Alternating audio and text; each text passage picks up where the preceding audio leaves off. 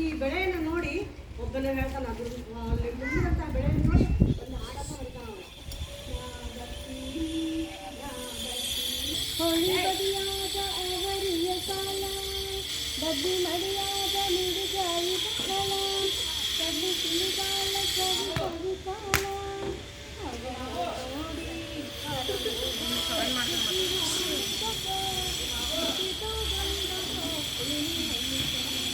ಈ ರೀತಿ ಬೆಳೆದು ತುಂಬ ಬೆಳೆ ಬೆಳೆದಿದ್ದನ್ನು ನೋಡಿ ಸಂತೋಷ ತಡೆಯೋಕ್ಕಾಗದೆ ಏನು ಮಾಡ್ತಾರೆ, ಬಿಸಿ ತಗೊಂಡು ಹೊಲದವನ್ನು ಹೋಗಿ ಊಟ ಮಾಡ್ತಾರೆ.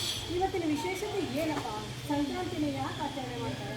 ಸಂಕ್ರಾಂತಿ ದಿನ ಏನು ಮಾಡ್ತಾರಪ್ಪ ಅಂತಂದರೆ, ಪ್ರತಿಯೊಬ್ಬರೂ ಎಳ್ಳು, ಅರಿಶಿನ, ಕೊಬ್ಬರಿ ಎಣ್ಣೆಯಲ್ಲಿ ಮಿಕ್ಸ್ ಮಾಡಿ ಇವತ್ತು ಹಚ್ಕೊಂಡು ಎಳ್ಳನ್ನು ಹಚ್ಕೊಂಡು ಸ್ನಾನ ಮಾಡ್ತಾರೆ. ಯಾಕಪ್ಪ ಎಳ್ಳು ಅರಿಶಿನ ಮಿಕ್ಸ್ ಮಾಡಿ ಮೈಗೆ ಯಾಕೆ ಹಚ್ಕೋತಾರೆ ಅಂತಂದರೆ, ಚಳಿಗಾಲದಲ್ಲಿ ಸಾಮಾನ್ಯವಾಗಿ ಈ ಚರ್ಮದಲ್ಲೆಲ್ಲ ಎಣ್ಣೆ ಅಂಶ ಕಡಿಮೆ ಇರುತ್ತೆ. ಆದ್ದರಿಂದ ಈ ಎಳ್ಳು ಅರಿಶಿನ ಸಮ್ಮಿಶ್ರಣವಾಗಿರ್ತಕ್ಕಂತಹ ಒಂದು ಪದಾರ್ಥವನ್ನು ಎಣ್ಣೆಯನ್ನು ಅವರು ಹಚ್ತಾರೆ. ಆಮೇಲೆ ಏನು ಮಾಡ್ತಾರಪ್ಪ ಇವತ್ತಿನ ಏನು ಕೊಡ್ತಾರಂತಂದರೆ, ಎಳ್ಳು, ಕೊಬ್ಬರಿ, ಆಮೇಲೆ ಶೇಂಗಾ, ಈ ಮೂರಕ್ಕೂ ಏನು ಮಾಡ್ತಾರೆ ಬೆಲ್ಲ, ಈ 4 ಸಮ್ಮಿಶ್ರಣ ಮಾಡಿ ಪ್ರತಿಯೊಬ್ಬರ ಮನೆಗೂ ಹಂಚ್ತಾರೆ. ಎಳ್ಳು ಬೆಲ್ಲ ತೊಗೊಂಡು ಒಳ್ಳೊಳ್ಳೆ ಮಾತಾಡೋಣ ಅಂತ ಹೇಳ್ತಾರೆ. ಹಾಗಂದ್ರೇನು? ಎಳ್ಳು ಬೆಲ್ಲ ಅಂತಂದರೆ ನೋವು, ನಲಿವು, ಕಷ್ಟ, ಸುಖ ಎಲ್ಲ ಸಮ್ಮಿಶ್ರಣ ಇರ್ತೈತಿ. ನೀ ಏನೇ ಬರಲಿ ನಗ್ನಗ್ತಾ ಸಾಗು, ಖುಷಿಯಾಗಿರು, ಸಂತೋಷದಿಂದ ಇರು ಅಂತಂದು ಅದರ ಒಂದು ಅರ್ಥ ಅಂತ ಹೇಳ್ತೀವಿ. ಆಮೇಲೆ ಇವತ್ತು ಇದು ಸಂಕ್ರಮಣ 3 ದಿನಗಳ ಕಾಲ ಹಬ್ಬವನ್ನು ಆಚರಣೆ ಮಾಡ್ತಾರೆ. ಮೊದಲನೇ ದಿನ ಭೋಗಿ, 2ನೇ ದಿನ ಸಂಕ್ರಮಣ, 3ನೇ ದಿನ ಹೋಳಿ.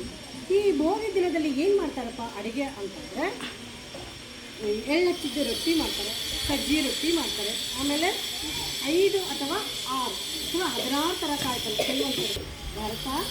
ಆಮೇಲೆ ಇದು ಕುಸುಬಿ ಇರುತ್ತಲ್ಲ, ಕುಸುಬಿ ಪಾಯಸ ಅಥವಾ ಅದರಲ್ಲಿ ಜೋಳದ ಕಿಚಡಿನಾದರೂ ಮಾಡ್ತಾರೆ, ಅಥವಾ ಅಕ್ಕಿ ಹಾಕಿ ಅದ್ರದ್ದು ಕುಸುಬಿ ಪಾಯಸ ಮಾಡಿ ಏನು ಮಾಡ್ತಾರೆ ಅಂತಂದರೆ, ದೇವರಿಗೊಂದು ನೈವೇದ್ಯ, ಸೂರ್ಯನಿಗೊಂದು ನೈವೇದ್ಯವನ್ನು ಮಾಡ್ತಾರೆ. ಈ ರೀತಿಯಾಗಿ ಮೊದಲನೇ ದಿನ ಮಾಡ್ತಾರೆ. 2ನೇ ದಿನ ಸಂಕ್ರಮಣ ದಿನ ಏನು ಮಾಡ್ತಾರಪ್ಪ ಅಂತಂದರೆ, ಎಳ್ಳಿನ ಹೋಳಿಗೆ ಮಾಡ್ತಾರೆ. ಎಳ್ಳಿನ ಹೋಳಿಗೆ, ಶೇಂಗಾ ಹೋಳಿಗೆ ಮಾಡಿ ದೇವರಿಗೆ ನೈವೇದ್ಯವನ್ನು ಮಾಡ್ತಾರೆ. 3ನೇ ದಿನ ಕರಿ ದಿನ ಏನು ಮಾಡ್ತಾರಪ್ಪ ಅಂತಂದರೆ, ದೋಸೆಯನ್ನು ಮಾಡ್ತಾರೆ. ದೋಸೆಯನ್ನು ಮಾಡಿ ಮನೆಯಲ್ಲಿ ಸಣ್ಣ ಸಣ್ಣ ಮಕ್ಕಳು ದೊಡ್ಡವರು ಇರ್ತಾರಲ್ಲ ಅವ್ರಿಗೆ ಹಿಂಗೆ ನಿಲ್ಲಿಸಿ ಅವ್ರಿಗೆಲ್ಲ ಇಳಿಸಿ ಹಾಕಿ ಮಾಳಿಗೆ ಮೇಲೆ ಎಸಿತಾರೆ. ಹಿಂಗೆ ಬೆನ್ನಿಗೆ ಮಾಳಿಗೆ ಮೇಲೆ ಎಸಿತಾರೆ.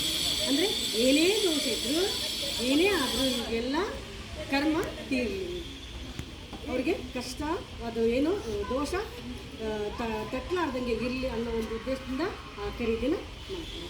ಆಮೇಲೆ 5 ವರ್ಷದ ಒಳಗಿರೋ ಮಕ್ಕಳಿಗೆಲ್ಲ ಕರಿ ಸ್ನಾನ ಅಂತ ಮಾಡಿಸ್ತಾರೆ.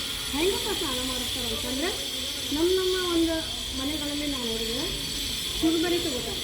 ದೊಡ್ಡದಲ್ಲಿ ಚುರುಬರಿ, ಅದಕ್ಕೆ ಇದನ್ನು ಹಾಕ್ತಾರೆ, ಕಬ್ಬು, ಕೊಬ್ಬರಿ ಇದನ್ನು ಹಾಕ್ತಾರೆ. ಒಂದು ದೊಡ್ಡದೊಂದು ಬೆಳ್ಳಿ ಲೋಟ ತೊಗೋತಾರೆ.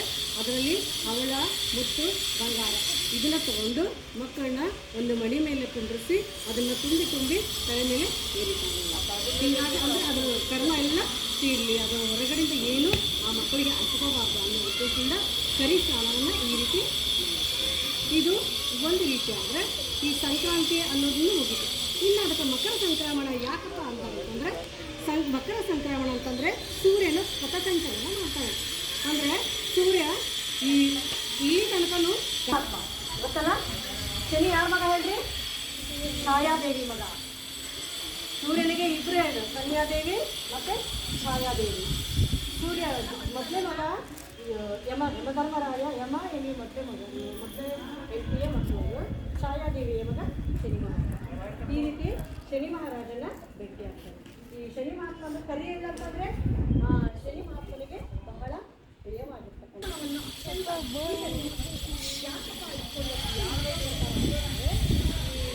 ಮಹಾಭಾರತದಲ್ಲಿ ಭೀಷ್ಮ ಯಾರಂತಂದರೆ ಗಂಗಾಪುತ್ರ ಭೀಷ್ಮ ಈ ಅರ್ಜುನನ ಬಾಣದಿಂದ ಎಲ್ಲ ಬಾಣದ ಅಷ್ಟೇ ಮೇಲೆ ಮಲ್ಕೊಂಡಿರ್ತಾನೆ.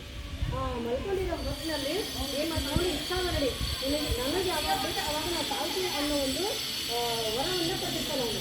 ಅದಕ್ಕೆ ಅವನು ಏನು ಮಾಡ್ತಾನೆ, ಮಕರ ಸಂಕ್ರಮಣ ಬರುವ ತನಕನೂ ಆ ಒಂದು ಕರದ ಬಾಣದ ಹಕ್ಕಿಯ ಮೇಲೆ ನೋಡ್ಕೊಂಡಿರ್ತಾನೆ. ಎಂದ ಮಕರ ಸಂಕ್ರಮಣ ಬರುತ್ತಲ್ಲ ಅವತ್ತು ಅವನು ತನ್ನ ಪ್ರಾಣವನ್ನು ಬಿಡ್ತಾನೆ. ಯಾಕಪ್ಪ ಅಂತಂದರೆ ಯಾರೇ ಆಗಲಿ ಸಂಕ್ರಮಣದ ದಿನ ಸತ್ತ ವ್ಯಕ್ತಿಗಳೆಲ್ಲ ಆತ್ಮ ದೇಹದಿಂದ ಬಿಡುಗಡೆ ಆಗ್ತಿರ್ತಲ್ಲ ಅವಾಗ ಸ್ವರ್ಗದ ಬಾಗಿಲು ತಪ್ಪಿರ್ತಾನೆ, ಮೋಕ್ಷ ಸಿಗೋದು ಗ್ಯಾರಂಟಿ.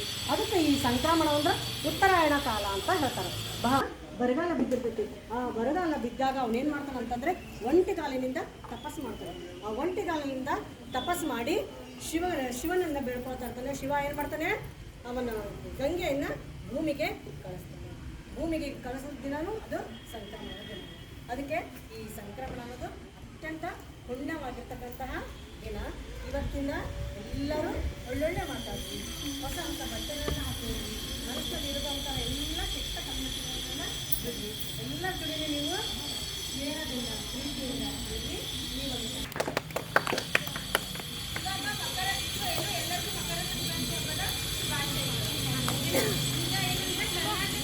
ಯಾವ ರೀತಿ ಹಬ್ಬನ ಸಂಕ್ರಾಂತಿ ಹಬ್ಬನ ಸೆಲೆಬ್ರೇಟ್ ಮಾಡ್ತಾರೆ ಆಚರಿಸ್ತಾರೆ ಅನ್ನೋದೆಲ್ಲರೂ ಗೊತ್ತಾಯ್ತು ಹೌದಾ. ಇದೇ ರೀತಿಯನ್ನು ನಮ್ಮ ಕರ್ನಾಟಕದ ಥರನೇ ಕೂಡ ತಮಿಳುನಾಡಲ್ಲೂ ಕೂಡ ಏನು ತುಂಬ ವಿಜೃಂಭಣೆಯಾಗಿ ಏನು ಮಾಡ್ತಾರೆ ಅಂತಂದರೆ ಸಂಕ್ರಾಂತಿ ಹಬ್ಬನ ಆಚರಿಸ್ತಾರೆ.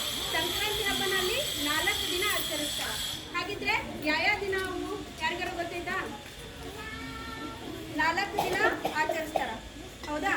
ಅಲ್ಲಿ ಏನಾಗಿರ್ತದೆ, ಫಸ್ಟು ಏನಾಗಿರ್ತತಿ ಅಂದರೆ 1ನೇ ದಿನ ಭೋಗಿ ಅಂತ ಆಚರಿಸ್ತಾರೆ ಹೌದಾ. ಭೋಗಿ ಅಂತ ಆಚರಿಸ್ತಾರ. ಭೋಗಿ ಮತ್ತೆ ಸೂರ್ಯ ಪೊಂಗಲ್ ಅಂತ ಈ ಥರ 4 ದಿನ ಏನು ಮಾಡ್ತಾರಪ್ಪ ಅಂತಂದ್ರಲ್ಲಿ ತಮಿಳ್ನಾಡಲ್ಲಿ ಆಚರಿಸ್ತಾರೆ. ಹಾಗಿದ್ರೆ ಯಾವ್ಯಾವ ರೀತಿ ಇರ್ತಾವೆ ಅವು ಆಚರಣೆಗಳಂದ್ರೆ ತಮಿಳ್ನಾಡು, ಕರ್ನಾಟಕ, ಆಂಧ್ರ ಪ್ರದೇಶ ಮತ್ತು ತೆಲಂಗಾಣ